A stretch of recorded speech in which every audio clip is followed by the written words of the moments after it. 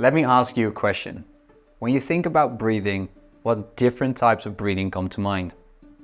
Perhaps you thought of opposites such as slow and fast, deep and shallow, or nose and mouth breathing. And you're correct. All these options are possible breathing options. Let me explain the how of breathing, and better yet, the how of optimal breathing. The largest opening for breathing is our mouth. Due to its size, you can inhale and exhale more volume in the same period of time as through your nose. Mouth breathing can thus be faster than nasal breathing. Breathing through the mouth is also linked to the muscle activation of the neck, shoulders, and chest. This leads to a more shallow chest breathing pattern. Mouth breathing is also linked to the activating nervous system or sympathetic nervous system.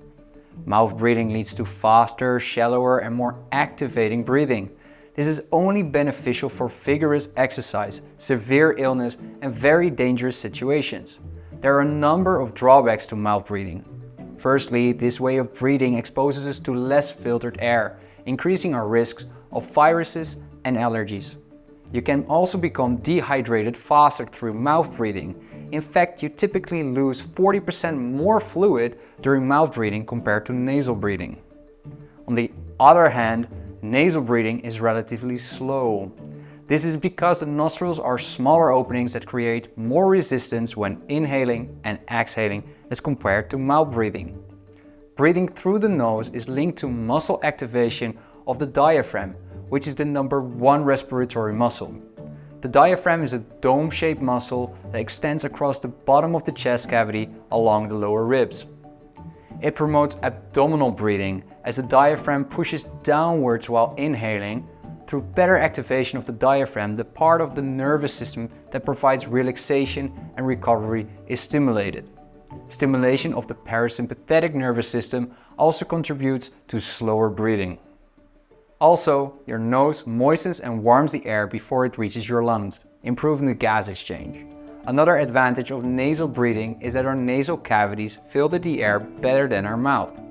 So our nose not only filters pollution from the air, but also kills viruses with nitrogen oxide. What's more, nitrogen oxide also widens the airways and blood vessels in the lung sacs, or alveoli. This leads to a 20% better uptake of oxygen in the lung. The only drawback to nasal breathing is the limitation in breathing frequency. While exerting ourselves vigorously, we are in urgent need of exhaling carbon dioxide. Nasal breathing is simply too slow to exhale enough carbon dioxide to prevent exceeding the carbon dioxide threshold. In short, we can breathe through our mouth or nose. Both techniques have different effects on our bodies and make different use of respiration muscles. Nasal breathing is superior to mouth breathing, except in times of extreme need of air. Nasal abdominal breathing slows the body down and mouth-chest breathing speeds the body up. Therefore, practicing a nasal breathing pattern at rest to moderate exertion is recommended. Stay tuned as I will discuss breathing tests in the following video.